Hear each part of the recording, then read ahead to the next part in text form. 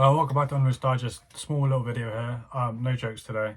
I'd just like to say rest in peace, thoughts, prayers, and respect, and all that sent out to this young girl. Wimbledon school crash. Girl 8 dies after a car hits building. Now we're not actually quite sure what happened here. Maybe I will update you, but I always say that and never do, unfortunately. An 8-year-old girl has died after a car crashed into a primary school in Wimbledon, southwest London. This right now Wimbledon's actually going on, the tennis and stuff. So I thought it had something to do with that, but no, it doesn't.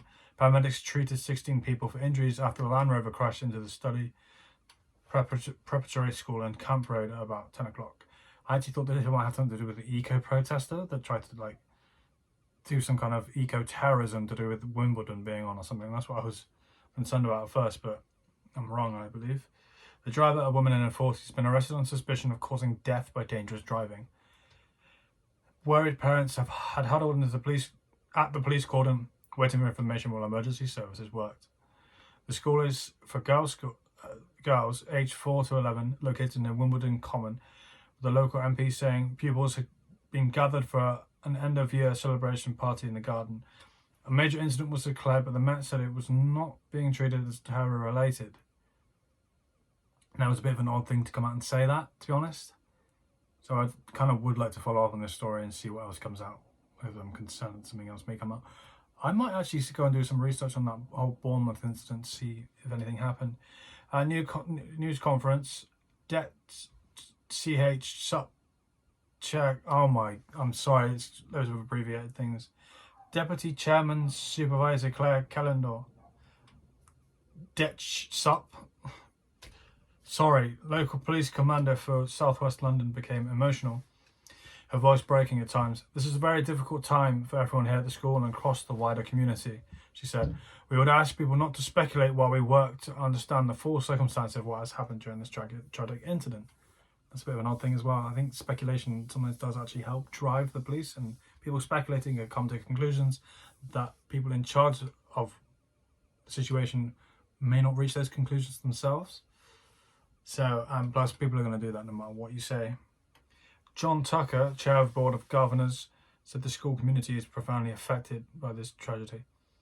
Our officers have already spoken to a number of witnesses, have viewed the CCTV. That was the wrong way around and said those things. The stationary Land Rover could be seen on school grounds surrounded by plastic sheets and cordons.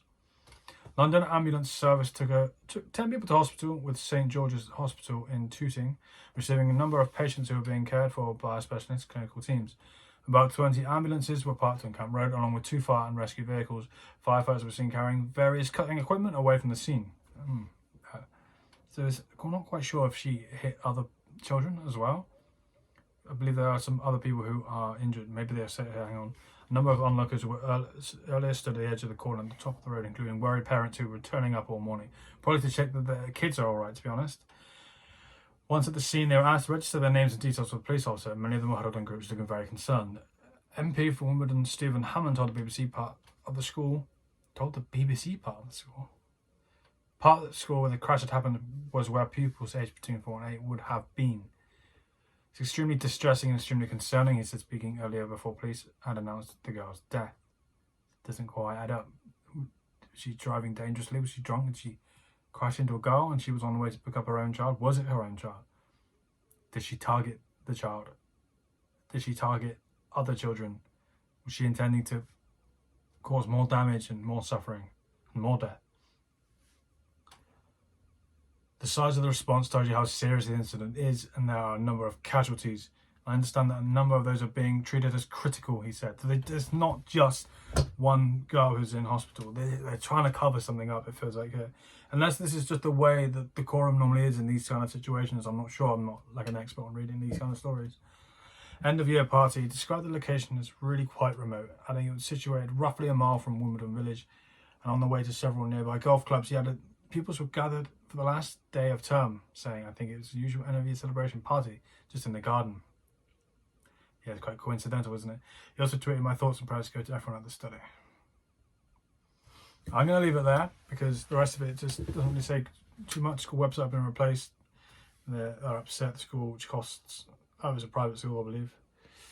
Yeah, quite a probably a well-to-do kind of area. An odd thing to happen around such a thing. So I'm not insinuating it's like some kind of terrorism thing.